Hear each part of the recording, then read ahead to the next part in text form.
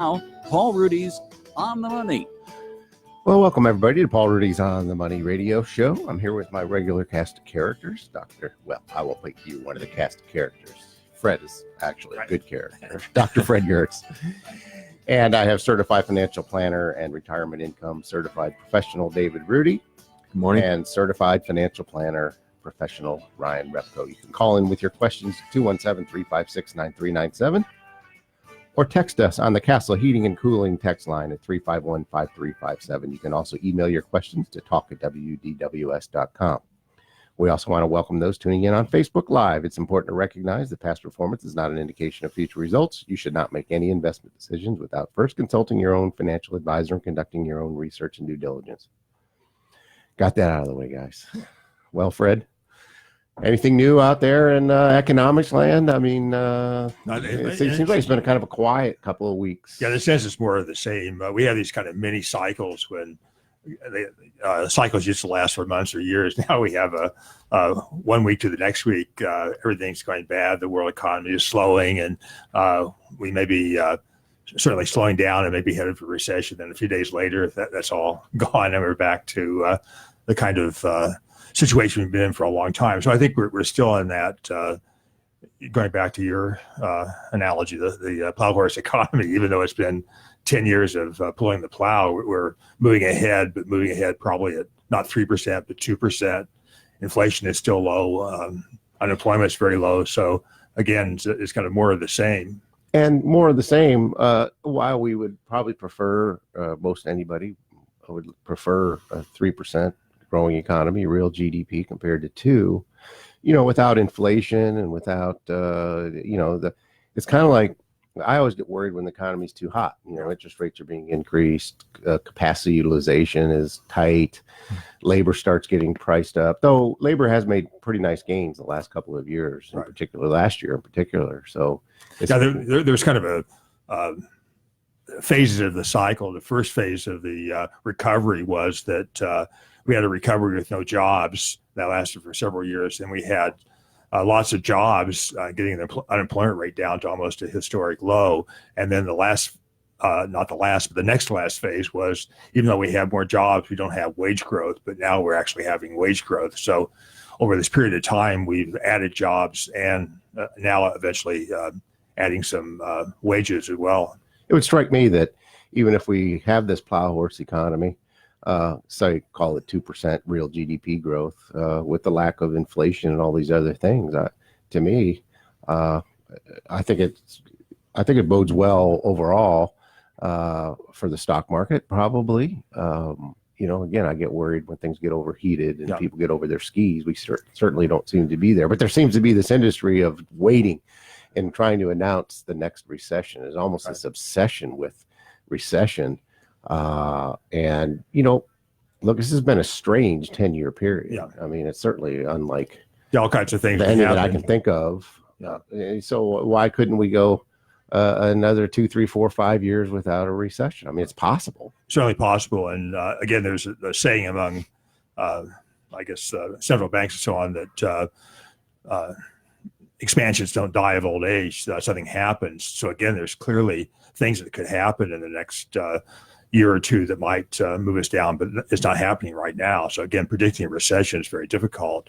And it may well be that the slow recovery has added to the length of the recovery as opposed to bouncing back really, really quickly. And again, no one gives us a choice, multiple choice. Would you like 4%, 3%, 2% growth? You have to take what's given you and deal with it. And that's sort of the situation we're in. I read a lot about the reason maybe that we're having below normal growth is because the government keeps borrowing so much money and it crowds out the private sector. Is there much to that, do you think? There could be, but I think again, with that crowding out usually occurs through interest rates. And interest rate, when the government borrows a huge amount of money, that drives up interest rates and makes it more difficult for firms to invest. But that's clearly not the case now. So I think that's a longer term problem, but not right now. I think again, their economists have different views of this, but one view is that we're just in a different era, that it's no longer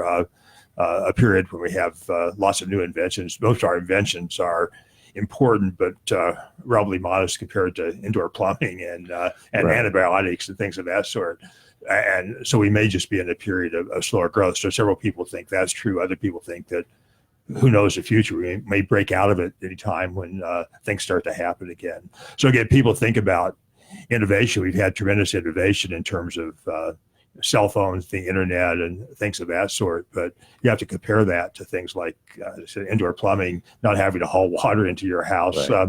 being able to not worry about dying of infections, and the automobile, the airplane, things of that sort. So there may not be as many new innovations now as we think. At least that are like that game changing. Yeah. I mean, there's, our lives get improved every day. I mean, I think of just a GPS, which now is free. Yeah. The time that can save people in a given year, and aggravation and stress. Yeah. Oh, Dave, what are you laughing at? You think I have road rage on trips, don't you? It's just Are you weird. scarred from your childhood, Dave? No, it's just weird for me to even think about a time when people had to use maps. Like I can just go Guys didn't. wherever I want, whenever I want, and just plug it into Waze or even Google Maps and just get there. And these these types of improvements aren't even in the gross No. Domestic They Product, don't are show they? very things that's, and they didn't cost for. It's just there. It's a improvement in quality of things. Think about how many relationships have been saved by a GPS, not having a co-pilot like your spouse trying to give you directions on the way your vacation. Well, guys always need those directions. We just don't like to ask for them. Everybody knows that.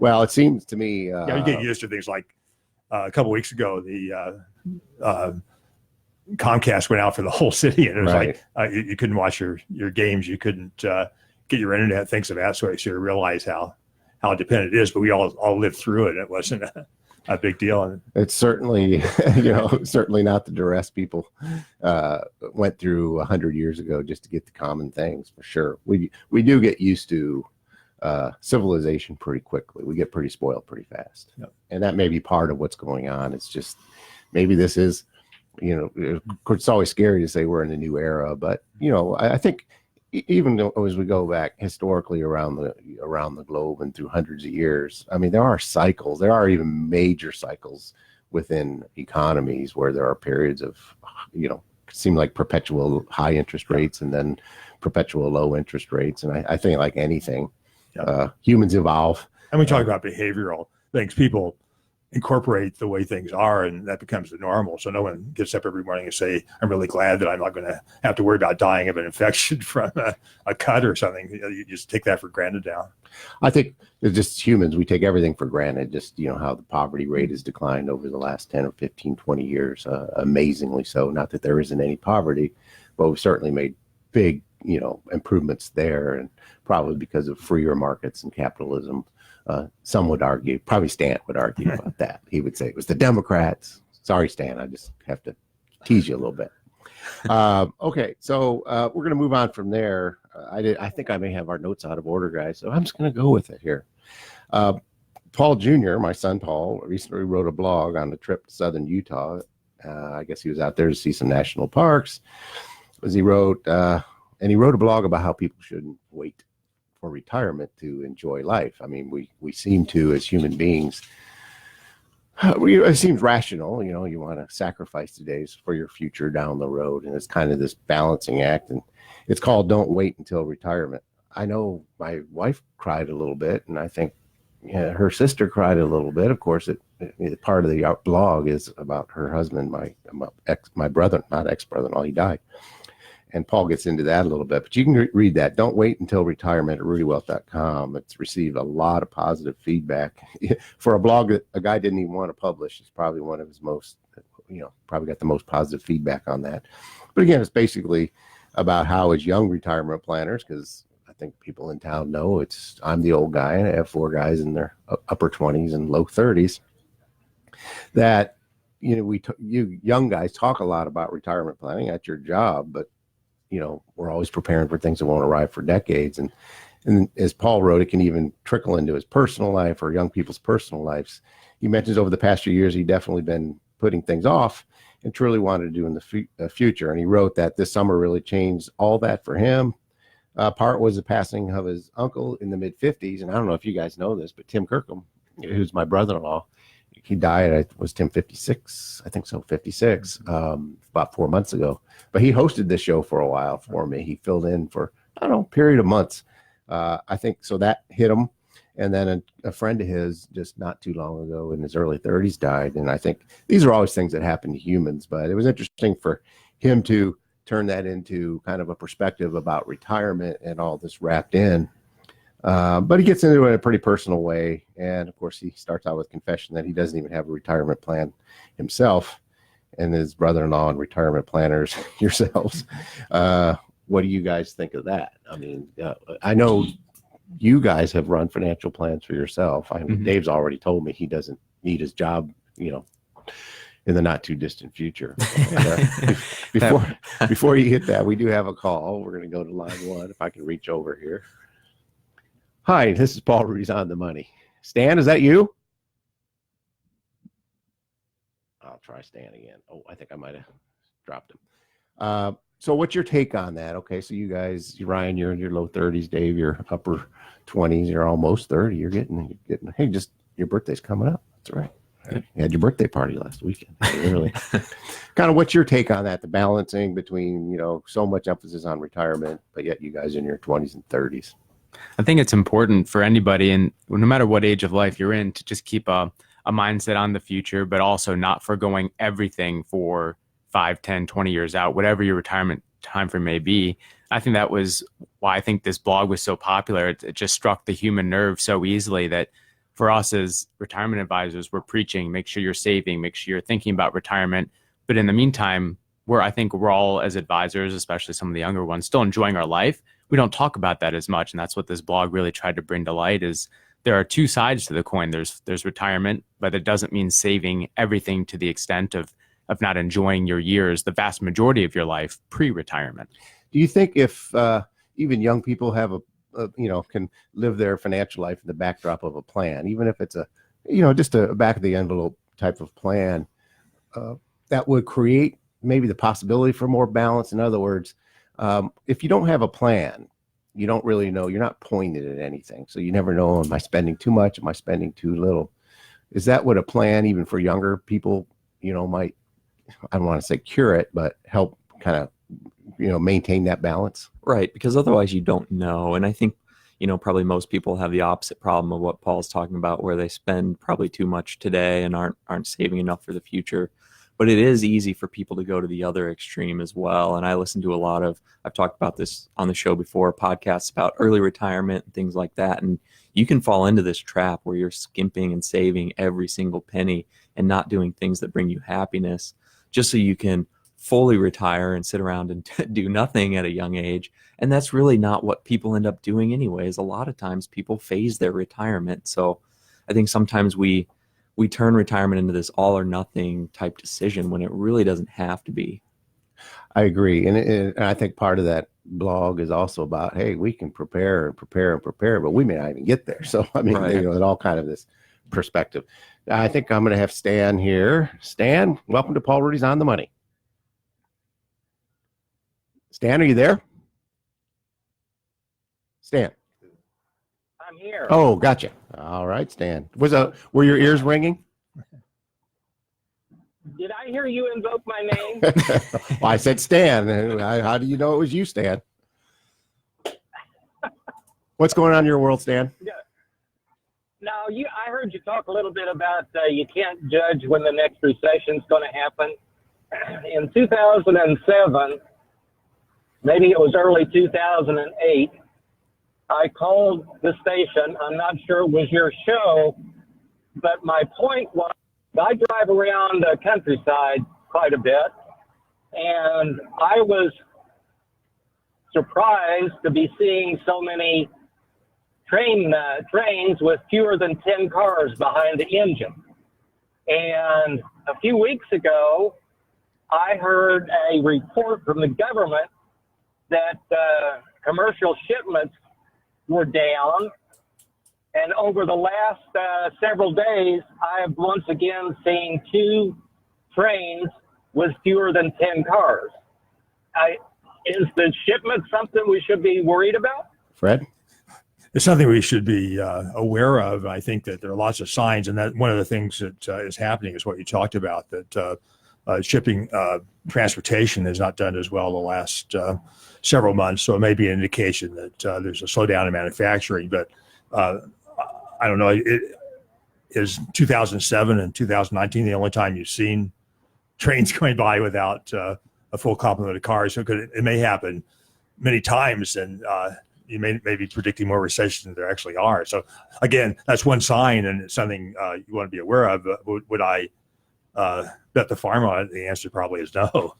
And even if, suppose you could have more often than not be right about the timing of a recession, I suppose then some people could use that, suppose in theory, to their advantage. But many times, by the time we even recognize we're in a recession, some of the damage is done in the stock market, the temporary damage anyway. Okay. All right, Stan. When you used my name, I think earlier. Yes. I think I heard the word Democrat before that. Oh, I think I was just teasing about. I forget we were talking about prosperity, or I can't remember what it was. Yeah, you were teasing. I didn't. I came in when you said Democrat, and then that ought to get Stan's attention or something like that. That's when I came in. Wow. But here's a little, if you don't mind, just a very quick comment about what the Democrats are doing and have to be doing, because it's their constitutional obligation, and that is impeaching the president. All right, and now the fact of the matter is, when they first start the impeachment process, you're more likely than not to see a slight pullback, or maybe a temporary large pullback in the market. Yeah. I think that's historically true. Well, it could be. So, way to sneak in that politics, Stan. We're going to let you go. Thanks for calling, Stan. Anyway, I don't mind having Stan on the phone. When I might kid around about politics, I'm all over the map personally. So, I mean, nobody should, think that I feel strong in one way or another. But anyway, I don't want to. It's so easy to have a show, and then all of a sudden it becomes just a rehash, and not a criticism of Stan. It's just, this isn't what we want for that show. I was going to say something in regard to getting back on topic to the idea of don't wait too long. It may be kind of paternalistic on my part, but it's not necessarily do things early, but I suggest doing things that create memories, not things that give you a bigger car or a bigger house or things of that sort, because your memories are going to be with you all your life. So if you go to like one son went to the Vatican, the other son went to Southern Utah, they're going to remember that their whole lives. If they had gone to a vacation resort. Exactly. In fact, my youngest Daniel, about a year ago, he bought a new fancy bass boat, and then I think after about 6 months he realized, like a lot of people, it's just one more thing to take care of. It's another responsibility. It's quite expensive, and sometimes it comes at the expense of those memories and being with his family and going on trips and stuff like that. So it's one of the human nature. It's tough. It's a tough nut to crack, but I do think it's pretty universal. As we get older, the less that stuff means to us, and then the more that we reflect. I think anybody who's reasonable would probably feel that way. Says I guess. Well, and I was going to mention about this topic too is, it's not just applicable to young people. A lot of times we have people come into our office that are in their low 50s, and they're just tired of the job that they've been working for the last 20 or 25 years. But maybe you're not financially ready to fully retire. Like you haven't accumulated enough money, and you're so far away from Social Security and Medicare that it can be tough to bridge that gap. And one of the things you're really good about in meetings, not just on this issue, is just people always turn decisions into these all or nothing decisions, or it's this or it's this. And a lot of times there are middle ground options or other options that people don't think about. And one of the things that you can do is look into, well, if you really don't like your job, and maybe it's a high paying job, do you really need your full income? Maybe you don't even have to save anymore. You just need to let your portfolio grow for another 10 years or so. Well, now you don't need to earn as much because you don't need that savings, and you can go work a job that's a lower paying job, but you enjoy it. Or maybe you can cut back your hours at your current job. And these are things that I think people don't think about, but they're often a perfect solution for people who are really burnt out of their current situation and want to change, but aren't quite able to fully retire.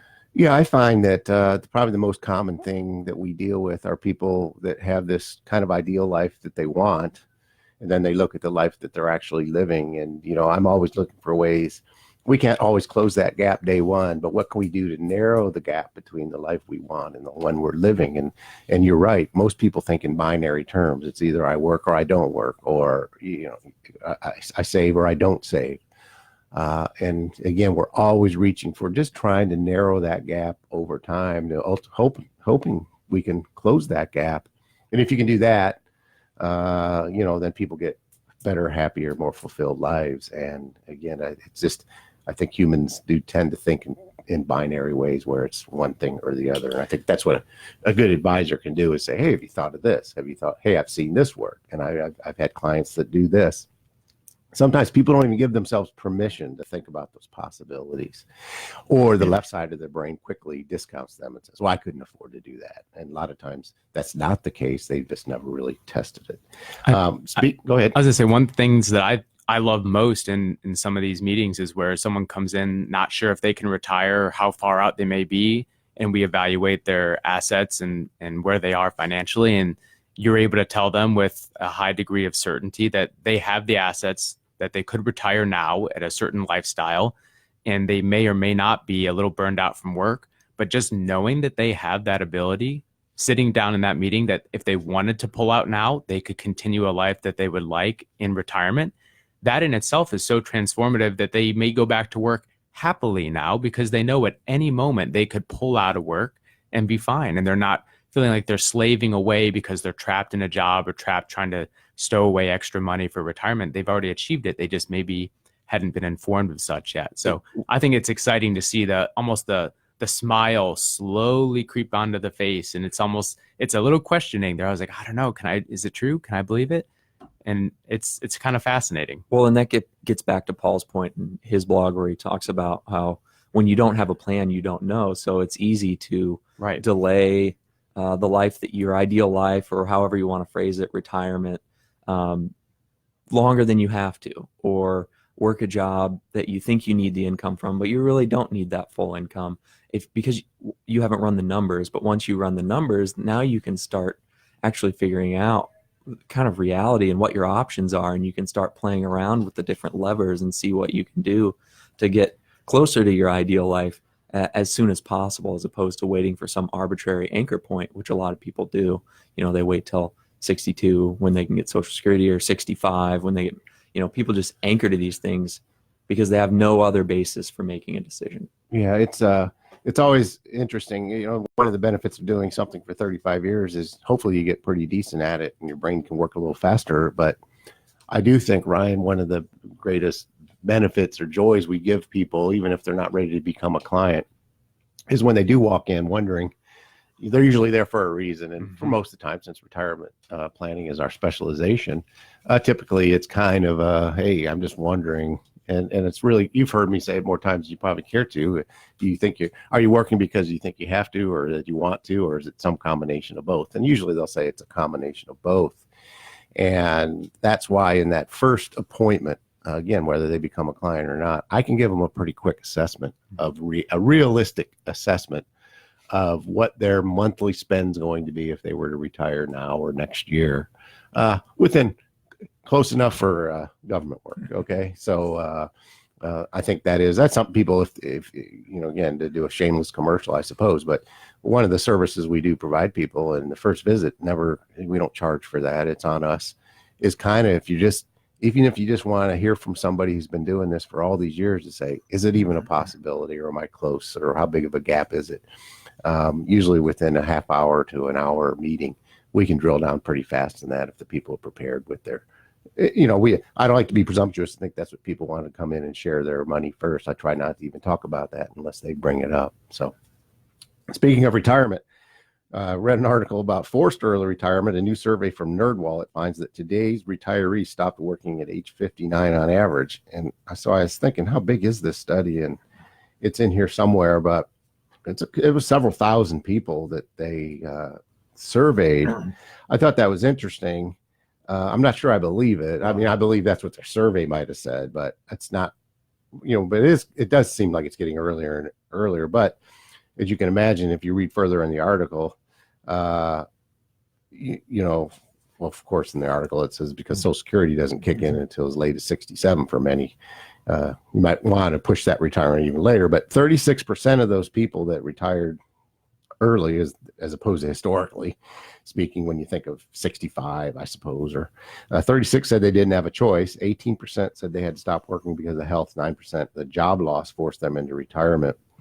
Daniel, my son, has written an entire blog about this before, where he mentions inadequate savings, penalties and taxes for early withdrawals on tax deferred accounts, the difficulty of paying for health insurance. And that's one of the real challenges of, for one, and you know, it can be, well, wait a minute, Medicare doesn't kick in until 65, and then I got this 4 or 5 year gap on healthcare. Sometimes that can be addressed and can get worked out, because it's intuitively it seems like an impossible problem, but because it doesn't span their whole retirement, it can. But other than, you know, what other pitfalls can you think of, you know, just kind of off the top of your head, if people are thinking about retiring, or what might they think of if they want to be one of those people that retire and they're with a 5 in front of their age? Well, and even just getting back to the study, I know when I was going through the RICP, they talked about the issue of people being forced into retirement. So people will, you know, there's a good portion of people that say, I will never retire. I don't want to retire. And then they use that as justification for basically spending every dollar they earn. The problem is there is a decent portion of the population where people get forced into retirement for, you know, health issues or to take care of family members was a common one. And I remember they said the average retirement age was somewhere around 62 in that. So the first thing is just realize that even if you wouldn't ideally retire or don't plan on retiring until a later age, realize there are situations where you may be forced to retire earlier. So you still need to kind of sort of plan so that you'll be at least somewhat okay if that reality shows up. At least you look at that scenario. We have a couple of callers. I haven't paid attention to the left side of my board here, and I have Tom and John waiting. I'm going to go to Tom first on line 1. Tom, welcome to Paul Ruedi's On the Money. Hi. Yes, sir. I was wondering if you could explain to me what's going on with the repo rate, and is it the cause for concern? I mean, there's a huge spike in it, and some people are saying that could be a sign of a recession coming. I think you're talking about the overnight borrowing rate for the Federal Reserve, which spiked up, being around 1% or so, going up really high for a couple of days. And it's really a complicated area that probably a few people, including me, understand fully. But banks borrow overnight to meet their reserve requirements. So there's a market after hours of people borrowing money, banks borrowing money from other banks or the Fed or whatever. And for some reason, there was kind of a shortage there, and the Fed stepped in and provided more liquidity. So I think it's more of a technical issue. The original reason for the Federal Reserve back in 1913 was not to stabilize the economy, but to provide liquidity in different parts of the country, depending on the time of the year, crops, things of that sort, or liquidity for banks. And this is kind of an old-fashioned duty of the Fed that they stepped in to do. So I don't really think it means much one way or another. It's not like a spike in interest rates because people fear that the economy is going to have a credit crisis, something of that sort. And I think repurchase rates can kind of track that on any given moment as well. So that could be it. Well, Tom, that's the best we got. Okay. All right. Thanks, Tom. Now we're going to go to John. John, you're on line 2. Welcome to Paul Ruedi's On the Money. Good morning. Hey, I just wanted to follow up with you on what you're talking about that first meeting and walking in and seeing if you're one of the people that can retire. Yes, sir. Most of my life, I was a no-load mutual fund investor, still am. Wasn't sure I could retire. I came in and I had the meeting with you. You were gracious enough to give me great information, and more than that, you even gave me the confidence to go ahead and do some things like rolling over my 401k into an IRA by myself. You're a man of your word, and I just want to give you a pat on the back and thank you for what you did for me. All right, you're welcome, John. Thanks. Yeah. Again, try not to have those testimonials, but I think it was at least light version of it where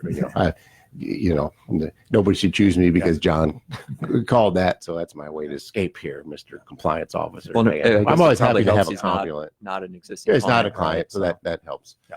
You also we haven't talked about. You have to decide how important your job is to you. as well. So some people, like I read an article about Jay Leno on Sunday, and he I think has plenty of money to retire, but he works 2 nights a year and has a TV show in addition to that. So some people don't want to give it up. So they have to make that decision. And it's hard to make because you don't know what retirement's like until you actually retire. Yeah, I think, most of the time when he was doing comedy, I read somewhere where he basically always had 2 jobs, and anything he made from his comedy work, he banked. Yeah. He just kind of lived on his regular salary. So I sat next to him in 1987 at Willard Airport. We were on an airplane, and I forget where I was. I think I was headed to New York, and he had just done a concert that night. And they made me move up to first class. They must have needed a fat guy to balance out the plane. And who am I sitting next to? Jay Leno. And I remember, because at that time I thought of myself, I'm kind of a stockbroker type. And he said, "Oh, what do you do?" I said, "Oh, I'm kind of a stockbroker." He goes, he started making fun of me and like, "Wow, most people won't admit that right now because the market had crashed." So I thought you were about to say, he's going to say, "Well, that will be the shortest conversation we'll have on this trip." And then he said, "Hey, fathead, quit talking." So, Ryan, I see you were quoted in U.S. News and also picked up by Yahoo Finance about the basics of expense ratios. That seems like something that's kind of rudimentary, but really it's kind of an important issue for people to be thinking about. So how did you happen to, is that just something you weighed in on when somebody asked you to be part of an article, I guess? Yeah, it was just one of those things where I look at, and I think the terminology itself, most folks probably don't know, but in the back of the head, they know that there's going to be costs with investing. And it was something where I thought I could add a little bit of perspective on. And the expense ratio is just the cost of owning a mutual fund or an exchange traded fund.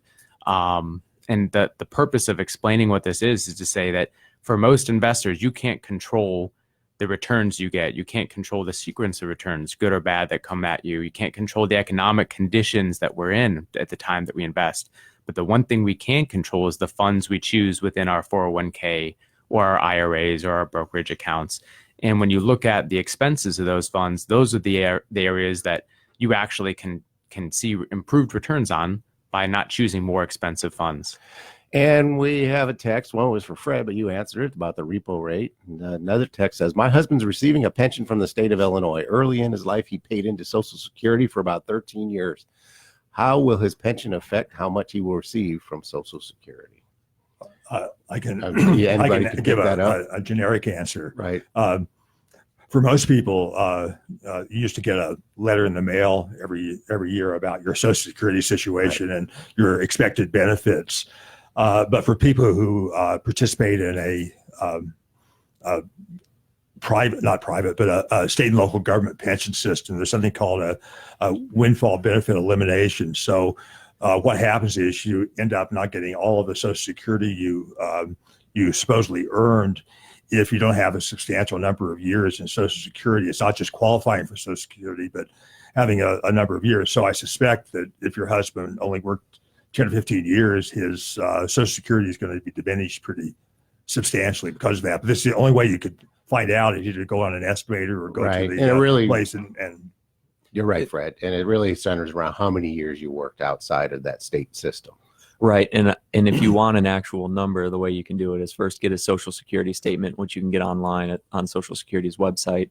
And then they have a specific calculator that says it's like the WEP, that stands for the windfall elimination provision, the WEP adjusted calculator or something. I forget the exact name of it, but it'll have WEP on the front of it. And you plug in the actual earnings from the statement. You plug in the expected pension benefit amount. I think it's on a monthly basis. And then it will calculate what your actual Social Security will be. And it will be lower than what's shown on the statement. And if you work 30 years, I think, is it outside of the system, if you've worked that or more, then there is no elimination. But so it really 20 years, there's substantial earnings, not just checking in. Correct. They have to be substantial earnings. So suffice it to say, for this answer, there's going to be some of that Social Security check is certainly going to be diminished somewhat. And the best way to find out, because it really depends on how many number of years and all those things. That's just and part of it. Pension. The amount of the pension. It also mentioned. So it's a little bit of a convoluted formula, but there is an impact. I can promise you that. And whatever the Social Security number it says you're going to get, it won't be that amount. It will be less. There's all kinds of little provisions for that. Some people really get angry about that. And, well, there is surprisingly, there is actually a rationale the government had in doing that makes some sense. The fact is that people who have very low incomes during their life get back more from Social Security compared to what they put in than someone who has higher earnings. So for someone like me, my Social Security earnings are very meager for most of my life because I was paid outside Social Security with the state of Illinois. So I would look like a relatively low income person. And they say, why should they subsidize someone who looks like a low income person who's really not? Right. So they have this benefit elimination provision. Right. And that's exactly the reason. It's just, as you said, because, the bend points, you get 90% of the first annual inflation adjusted earnings. And that it's pretty centered to say people that were lower earners get much more of their Social Security than high earners do. So there's a good reason. Dave, I want to get to your ebook. I know you spent a long time on this, and it's about retirement. And I don't know, you spent about a year writing it. Would that be fair? I don't think it was 6 that months, long. 6, Maybe 9 months. 6 months. I kind of had a hiatus because I got busy at work, and it was just something I was working on in the background. Well, tell people a little bit about the ebook, which is basically a booklet that you can go to our website at ruediwealth.com. And if you're thinking about retirement, it's a pretty comprehensive, but not overly comprehensive to where it's actually readable. Right. Most, if not all, the major issues that you need to think about going into retirement. So tell us a little bit about what people might expect from that ebook.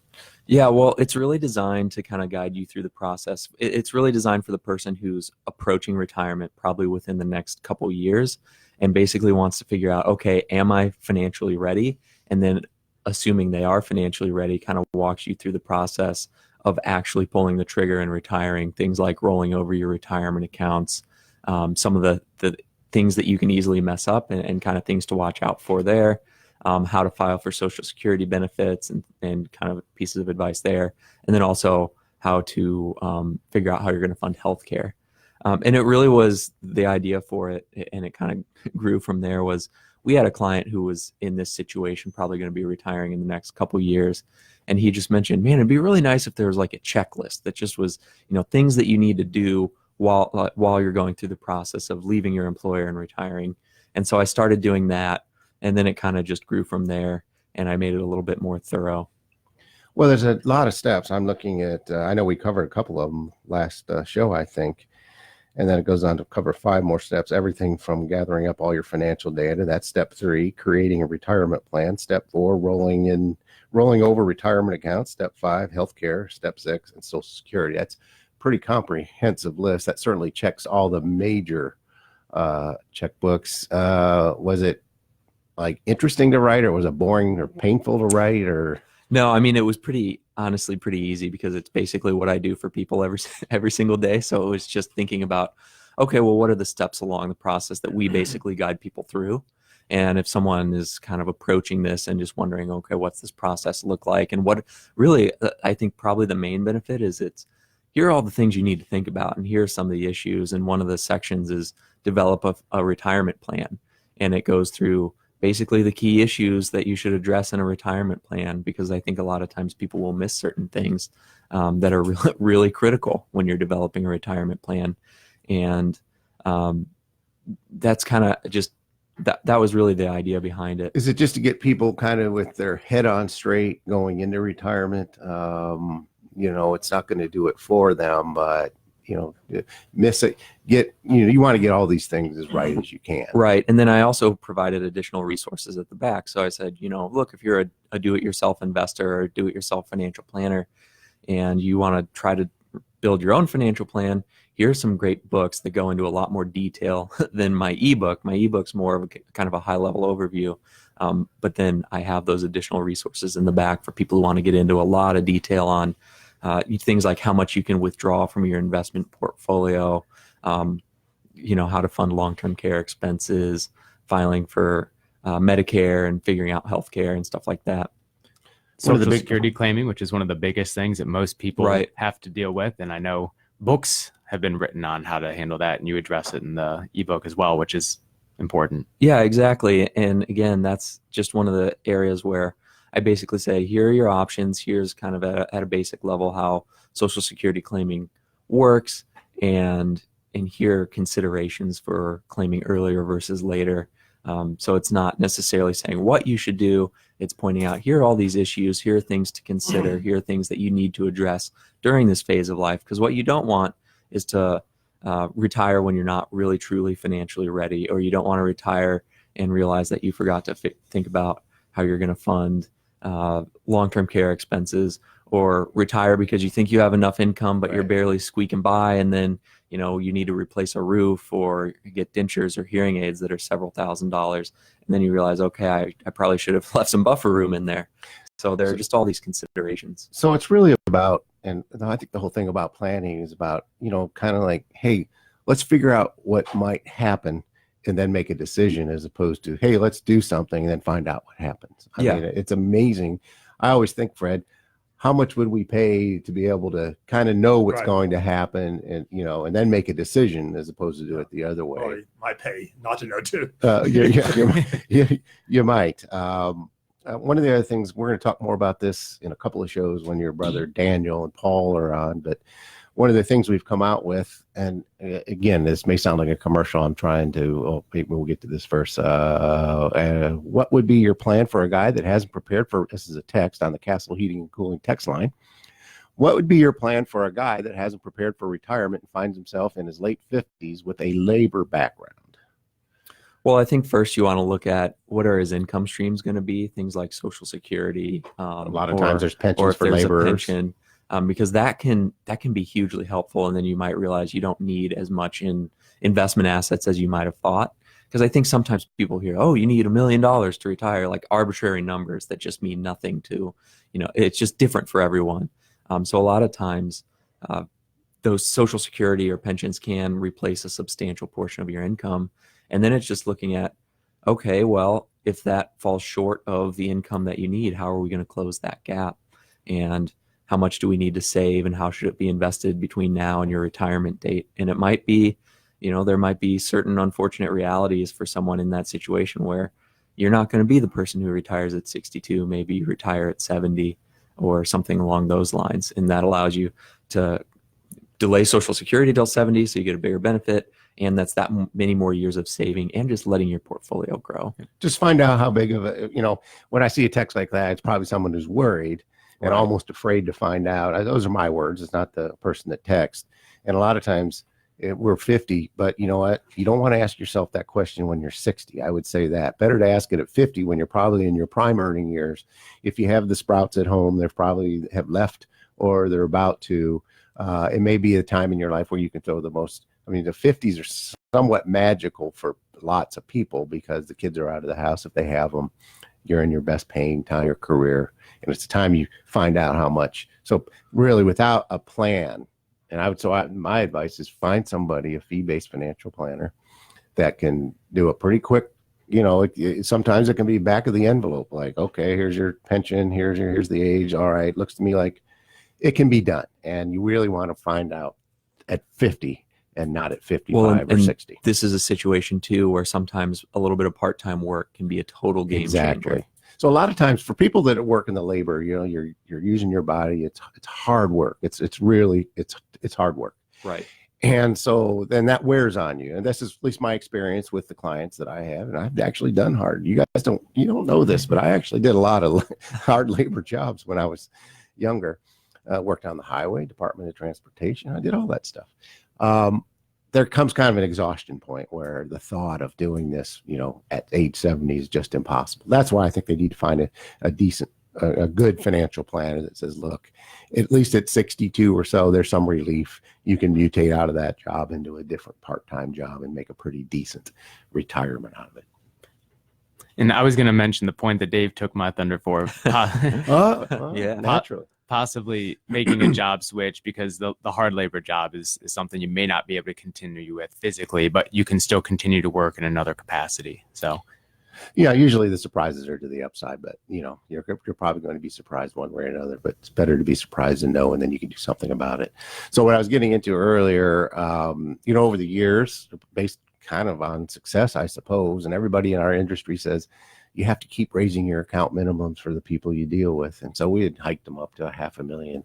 I was reluctant to do that. You guys knew that I like to kind of help anybody that needs help, but there's a certain practical side of a business where you can only handle so many clients in a given year. And the young guys came to me, Fred, and said, "Hey, we figured out a way to have a more technology-driven platform. It still comes with a certified financial planner professional that will be dedicated to them, and you get a world-class, low-cost portfolio. It's extremely low-cost portfolio, and I'm kind of happy about it because I've been doing this in this town for 35 years." And the one thing that's always bothered me, guys, is somebody walks in with 150 or 250,000, and you have to say, "I'm sorry, I can't deal with you." It's just left a really bad taste in my mouth. But there were certain practical things about it. So we knocked our heads together and we came up with a platform that allows us, basically, for anybody that's 25,000 or more, that can work with Ruedi Wealth Management, work with a certified financial planner professional. I think that really opens the opportunities for people in town. I'm not suggesting we're the only ones that can do this. I have no idea, but I know one thing: for people that have been interested in maybe services of a financial advisor, because one of the top reasons people will not seek out financial advice is they're embarrassed or they don't think they have enough money to talk to. And in reality, in many cases, you do have to have $1 million or so to talk to certain advisors, and that's okay. That's their business. Nothing wrong with that. We wanted to open this up to more people in the community. And we can now do that. So you guys excited about it as I am? Certainly. I'm excited because it gives maybe an avenue for folks who had maybe seen us or heard us on the radio or TV and thought they seem like they might be people I get along with. And that's really, I think, what so many people base their decisions on, assuming they have the experience in credentialing. Then I'm in trouble. Yeah. But it's like so many people base their decision on, Likability. Personality, likability. Do they speak the same language that I do in terms of how do I value money and how I value spending versus saving? And for so many folks, we had to politely ask them, what are their assets they've built up, and maybe give them alternatives because we couldn't affordably provide our services to them. And so now we have an option that allows us to do so in a profitable manner and give advice to folks that we wanted to help all along. And now we can do so through this new platform. Do you guys anticipate working with more younger people? Because right now, it's retired people. I mean, is this a platform also for people that might be in the younger accumulation phase of life that need some guidance when it comes to mortgages? How much of a house really can they not pay for, but what they can really afford? Mm-hmm. Again, the proper mortgage, the proper type of insurance, the proper amounts. I mean, is that, as certified financial planner professionals, those are the things that naturally are part of that. It's always been difficult to serve a lot of younger people that don't have high investment balances, but do need that help. Do you anticipate that? Certainly. I expect that to be one part of our client segment, is just folks who just starting out in their lives and working and accumulating. So I'll expect to see that. I also expect to see folks who are kind of like in the middle of the path. So they're not at retirement yet necessarily, but they have a lot more assets built up, but maybe they're looking for someone they can trust that they can put their money into and have a relationship with. So in reality is there's more people with 200,000 or whatever than there are with 2 million. And that's just the reality. And I think everybody has to be able to get quality advice. It doesn't have to be from us, but certainly I think it's a viable option. I'm kind of excited about it. It's called Ruedi Wealth Management Co-Pilot. You can go to ruediwealth.com and find out about the Ruedi Wealth Management Co-Pilot. Again, good news for you that some of those 100,000 people will become 500 or a million. You know what? Over the years, I have a lot of clients because over the years, I grew up, my dad ran a clothing store. He never made much money and raised 5 boys. I mean, we were not, I never felt like we were poor, but we came up just as regular people. So it's just not in my nature. It's very uncomfortable to be able to tell somebody you can't help them simply for the fact that they don't have a certain amount of money. And there's nothing wrong with people that have their minimums. I'm not suggesting that they're bad and we're good. I'm just saying that I've been after this, and I really wanted the guys to come up with a way that we can help people. And again, hopefully some of them with 200 ultimately. If history's any guide, markets will do well over time, and certainly those balances can get built up. But we're happy to help people. Again, it's Ruedi Wealth Management Co-Pilot. Ryan, anything on that? I was going to say, I think it's fair to say that this decision has weighed on you for years. It has.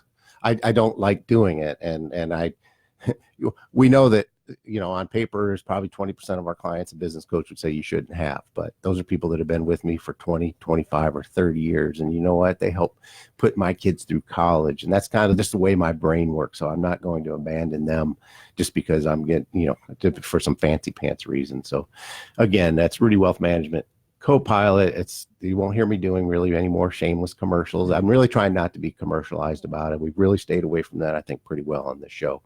But to me, that's just an exciting opportunity to help people, simply help people that need help.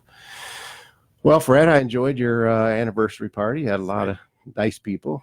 All of them naturally seem like really bright people. And your kids, that's the first time I got to meet them. And wow, they're Sharpies.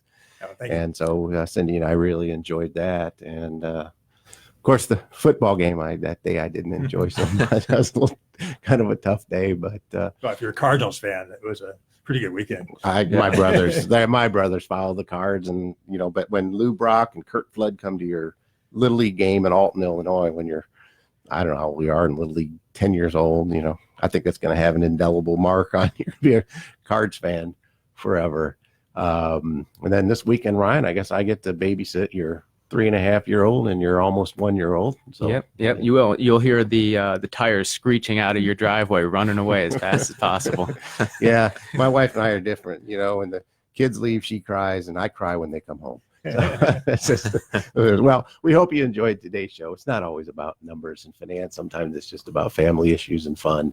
Again, Dr. Fred Gertz, we can't thank you enough for being on our show. And so we enjoyed you being here today. Thank you for your knowledge. And Dave and Ryan, thanks for joining me on the show. And we'll be back in 2 weeks for more of Paul Ruedi's On the Money Radio Show. Thanks for listening. Join us for the second and fourth